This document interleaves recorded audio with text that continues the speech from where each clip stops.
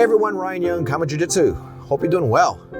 So here we are the week before Christmas 2019. And it's been about 2 or 3 years, maybe 3 years since we launched this KAATARO Jiu-jitsu channel. And right now we're sitting at about 24,000 subscribers, and thanks to you guys. And you know, what was the real purpose for me to set up this channel? It was really to impart information to our existing members, because every time we got a new member, like with you, you have all these questions that pop up and you kind of want to know. Well, what I found was that the same questions were getting asked to me every day. So what I would do is I think to myself, you know what, I'd gladly answer them. I love talking about jiu-jitsu, as you know. I mean, I can't make 300 videos on YouTube and not like talking about jiu-jitsu, right? So, you know, I'd answer the questions, and then I realized, wait a minute, as I have more students, I'm starting to have less and less time to just kind of sit around and chit chat like we used to. You know, sometimes there'd be nights where a class would start at 8 and we'd be there till midnight, training and talking and all that kind of stuff. So as my time has gotten a little tighter, I started to make videos. That way I can just say, hey, go check out the video, and then, you know, a lot of the questions will be answered. And then hopefully I could answer the question before they'd ask me. And if they asked me and it wasn't on a video, then I would answer the question, and I think, okay, make the video. But also I think as time went on, I realized that YouTube is a great marketing tool.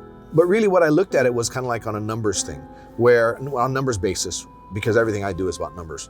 So the thought was this: look, if I do a video and 1,000 people view it, right? You can be all over the world, and out of 1,000 people, I might have 5 people that might be in the Dallas-Fort Worth area or the Irvine, California area, and maybe I get a phone call. And if that's the case and I get 1 out of 1,000, then that's perfect. You know, I'm perfectly fine with that. And I thought, you know, if it can get me a few members every month, then, you know, or a couple, you know, then that's good. Well, fast forward to 2019, and it's been a lot better than I even dreamed of. And you know, there's you know, like with anything, you know, there are people who want to help you, and there are people who want to take you down and bring, you know, that's what they're all about, especially on the internet, right? You know, I've learned how to develop a little thicker skin, because I know what I know, and people who know me know what I know. But a lot of people, they just want to be a troll, and, you know, so we have that as well. But, you know, the best thing that's ever happened with regard to this is not necessarily the new students or, you know, people watching our videos and getting all the information, which is a great reason. But, you know, I can be at a random event and somebody will walk up to me. In fact, there was a night that Dave Kama was in town. This was about a month ago, and we went over to a bar which is owned by one of our members, or 2 of our members, a family. One of my students who's there says, hey, you know, let me introduce you to this person. And she trains at another school across town. And apparently she tells me, she goes, yeah, I watch your videos at 4 a.m. on the way to my 6 a.m. class. I'm like, that's pretty cool. You know, or I'll be, you know, at Guantanamo Bay with Dave and just sitting on the ferry going from the part where everybody lives to where you fly out on a plane. A sailor comes and sits next to me and tells me, hey, I watch all your videos, right? You know, a funny story was one that Dave and his wife told me. They were flying on a plane to Hawaii, and the airline pilot was walking down the aisle, saw Dave's wife, she's wearing a KAATARO Jiu-jitsu t-shirt, and says, hey, I watched those videos. And she's like, yeah, really? And she goes, yeah, that's my husband. And he goes, really? She goes, yeah, come on back, you know, you can meet him. So he looks at Dave, and she goes, oh yeah, here's Dave. And then he looks at Dave and he does this. Doesn't know he's standing right in front of Dave Kama. I guess he was looking for me, even though I've never ever said I'm Dave Kama, right? And what do I say? Hey everybody, Ryan Young, KAATARO Jiu-jitsu, right? And yeah, it's the funniest thing. And I've been called Dave. It's okay, you know, and you know, Dave's a shy guy. As you might have noticed every time you see him on camera. He's not quite as, right, I don't know. Because I like to talk on the camera. I've developed that over time. You know, if you look at the progression of videos as I've done for y'all, they get better and better. And I've found that I can't watch my old videos, partly because I don't like watching myself. I don't like hearing myself. At the same time, I look at the video and I go, man, that was a crappy video. And you know, Rusty has been growing in his skill in filming and in editing. You know, our sound is better now because, you know, I use a lapel mic. I don't use the mic on the phone anymore. And I'm using my phone today. And I'm sitting in my car, as you can see. And I'm going from one appointment to the next. And, I just want to thank you all for watching our channel and for your contributions and your constructive comments and criticisms. All that helps us. And the more that I hear from you, the more that I can do a topic, the more topics I can do to hopefully answer your question and to help take you through this wonderful path that I've been on in Gracie Jiu-Jitsu. Now, some of you may think to yourself that I hate sports jiu-jitsu, and I don't. I don't. I mean, I've had some students go and compete, and I go there and I watch, and I get just as excited as everybody else. But we are a self-defense school. But I think that, self-defense is an integral part of jiu-jitsu. It's not just the groundwork. Jiu-jitsu is not just groundwork, which everybody seems to think it is. It's just groundwork. I'll do boxing today, I'll do Muay Thai the next day, I'll do wrestling the next day, and I'll do jiu-jitsu on the other day. And the jiu-jitsu for them is only on the ground, and it is not. So for those of you who think jiu-jitsu is only groundwork, you are not learning the entire art, which that is really become the basis of this channel, trying to educate you as to what the whole art is. Now, we do have our naysayers who say, oh, it's not up to date and MMA is the best thing, and sure, whatever. We can always differ in opinions. But at the end of the day, all we're trying to do is just try to be the best person that we are. You're trying to be the best person you are. I'm trying to be the best person I am every day. And, I'm a flawed individual, as, I assume we all are. There's nobody perfect. We always want to try to get to that closer ideal of being perfect. And the same thing with our jiu-jitsu. Your jiu-jitsu should be getting toward the ideal of perfect, the closest ideal of perfect as you can possibly get. There isn't anybody that is going to be perfect. We all know that, but that doesn't stop us from trying. Also, I guess what I wanted to also cover was, here we are at the end of the year. Time to start setting some goals for yourself. They could be jiu-jitsu goals, they could be life goals, it really doesn't matter. But the thing is to have goals to set, because life is a whole lot more fun when you're actually striving toward things rather than when you're just simply bumping around. Because when you're bumping around, it's not quite as fun. Then you become a victim to circumstance, right? And everybody who is successful in jiu-jitsu is somebody, and whether you're an elite athlete or just a professional, or whether you're a laborer, it doesn't really matter. You can do whatever you want in life, and then you can do jiu-jitsu. And in the studio, we're all the same, right? It doesn't matter what walk of life we come from. Once we're in the studio on the mat, we're the same person, same as far as level. So remember that quote that Hickson has been credited with is, can the average person achieve a black belt in jiu-jitsu? And he says, no, the average person cannot. But the average person can start, make some changes in their lives, set some goals, be disciplined, hit some targets, and they will become a black belt if they continue on. And, that's really the whole purpose for being in jiu-jitsu. Now, jiu-jitsu, you can look at it as a lifestyle. Some people look at it as an activity. For some people like me, it's a lifestyle. I mean, I live jiu-jitsu. It's really up to you how far you want to take it and how deeply into jiu-jitsu you want to go.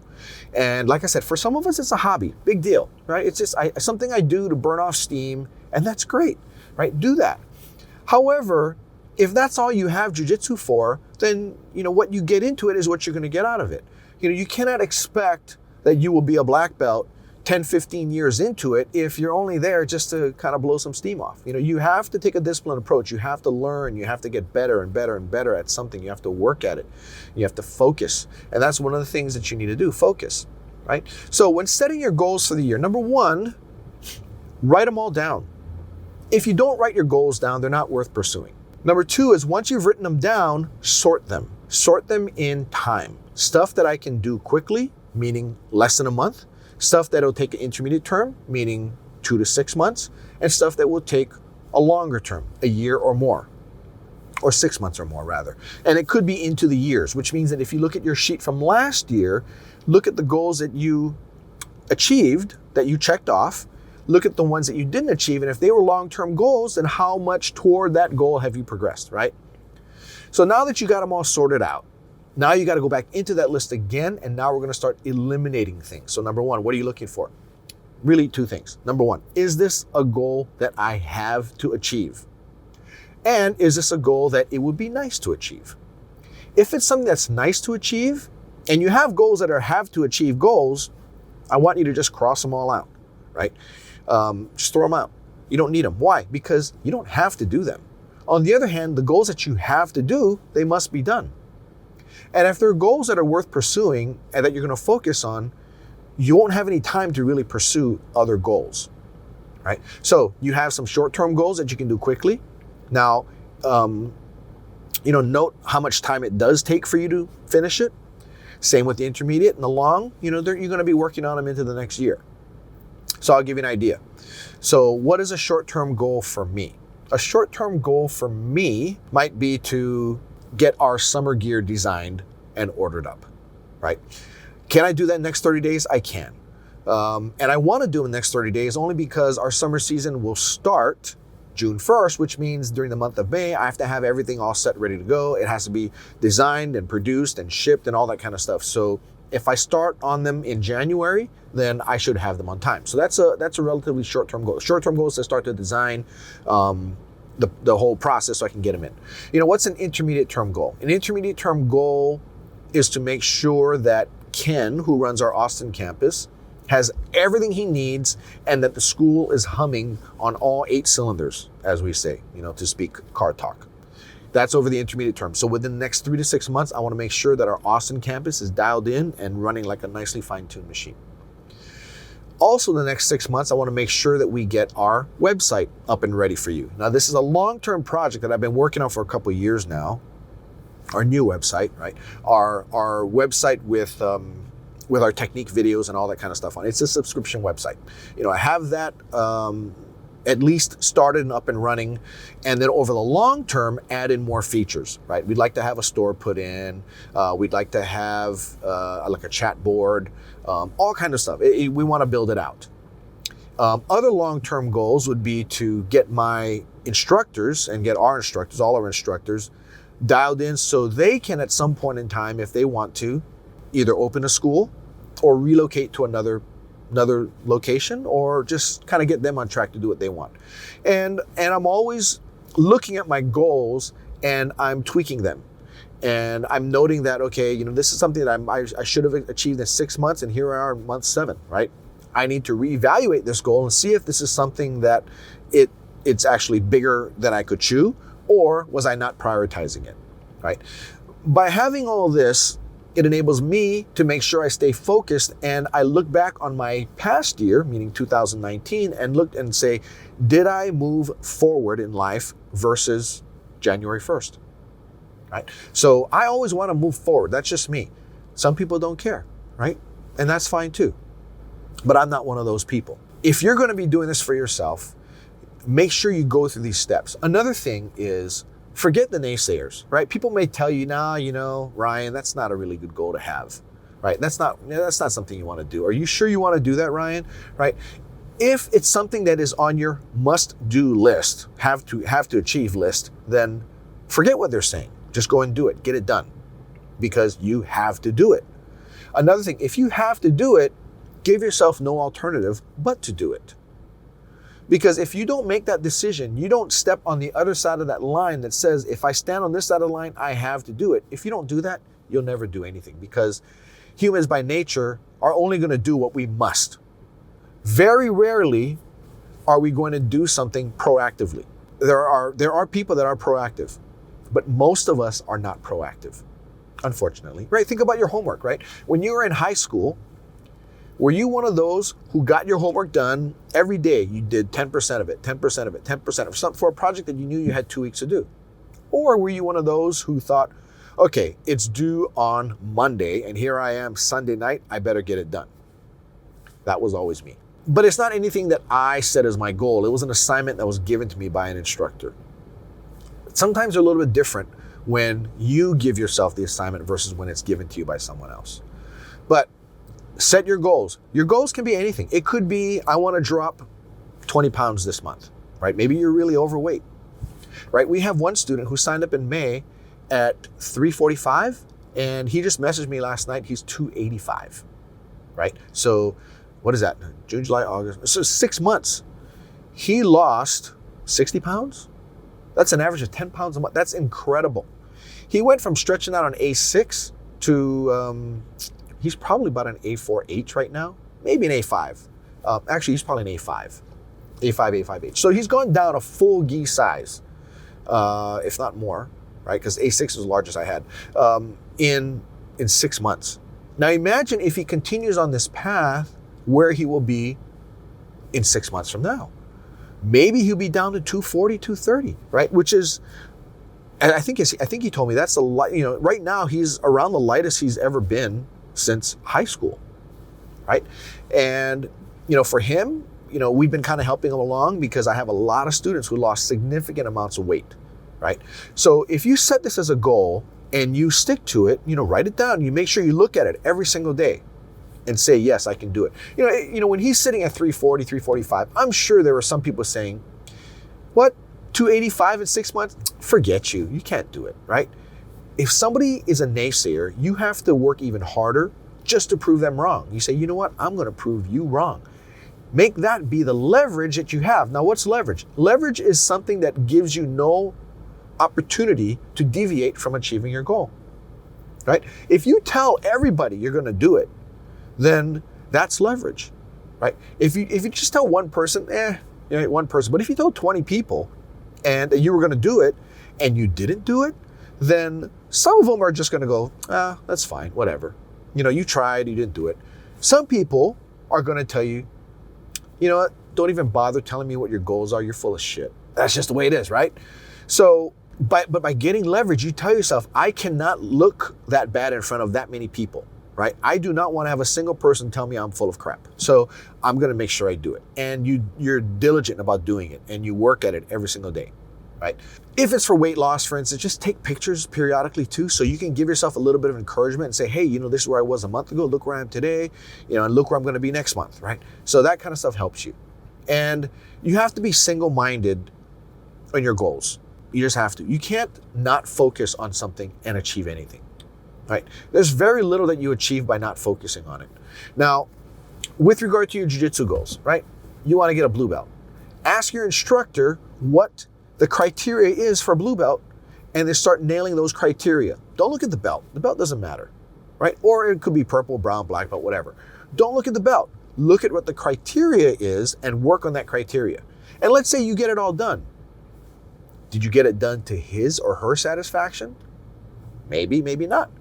If you think you got it done, go through it again and again and again until they happen to notice, wait a minute, you're doing it to a very high level. Here's your belt. Oh, and let me add a couple of stripes on it too, because I didn't realize, I looked away and I looked at you, looked back and I noticed you're doing things to a much higher level than I had expected. That could happen. It doesn't happen often, but it could happen.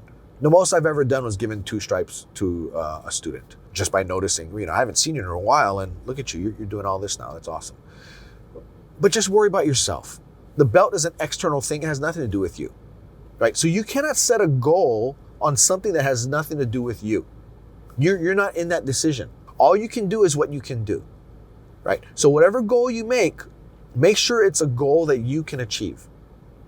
Now, you may need other people to contribute in order for you to do that goal, in which case now to get your goals, you're going to be more helpful.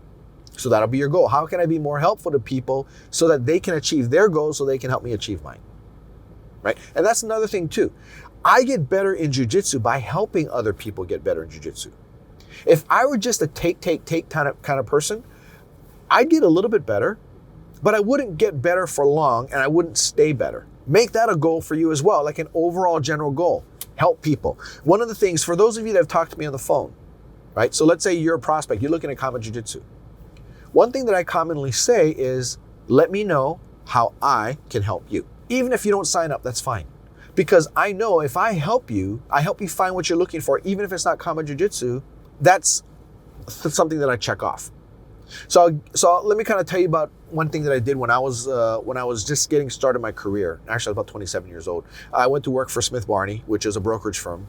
It's not in existence anymore. It's been taken over a few times. But the way we'd start is they'd say, look, you're in the rookie training program, and here's a desk, here's a phone, and boom, here's a phone book. Start dialing, right? So what I had to do is I had to make 250 dials every single day to get 50 contacts, meaning people that are their name that I see and I'm dialing. If I'm trying to meet, if I'm calling John Smith, right, and I dial and somebody picks up the phone, hi, is this John Smith? Yes, that's a prospect. So I need to get 250 dials so I could get 50 contacts, so I could get 5 prospects, right? These are people who come into my office and meet with me, and to get half an account. So if I did 250 dials a day, Monday through Friday, that's 1,250 dials a week. That would be 125, no, 101, 2, 3, 2, is that 250 contacts? That would be 5 accounts. I'd have to do 1,250 dials, meaning I have to dial those many numbers per week in a 5-day period, so that I could get 250 contacts, right? So people who pick up the phone. So that I could get 125 prospects, so I could get 25 appointments, so I could end up with 2.5 accounts for the week. Now, if I do that and repeat that, the way the numbers work is that in a month, let's say it's a 4-week month, I'd end up with 10 accounts a month. And I'd get 120 accounts per year. And I get 240 accounts in 2 years. So that being the case, now I have 240 clients, right, accounts. And that's how I can make a living doing security sales, which is what I did. I had to be focused on it. I could not deviate. If there was a time when I wanted to go home at 5 p.m., but I didn't make my 250 dials, I'd stay until I hit 250 dials. On the other hand, let's say on that day, I didn't make my 50 contacts. I made 250 dials, but for some reason, most people weren't home that day and I only made 40 contacts. Guess what? I'm gonna keep dialing till I get those extra 10 contacts. So I may end up with 300 dials, but I'll have 50 contacts, right? And, I'd wanna get to, let's say, 25 prospects. So any given day, I'd set my goal for the day, and I'm not leaving until I get that. So here, let's kind of work to jiu-jitsu. I'm not going to leave class until I have a much better understanding of how to choke somebody from mount. Or I'm not going to leave until I have a much better understanding on how to escape the seatbelt for somebody who's got a full choke in. If you just roll, right, and everybody knows, okay, rolling is for fun. Drilling is for knowledge and for the actual being able to do the art. Your drilling is your mechanics. It's your working through adversity. Rolling is just fun, right? And let's say you really need to learn how to get out of seatbelt.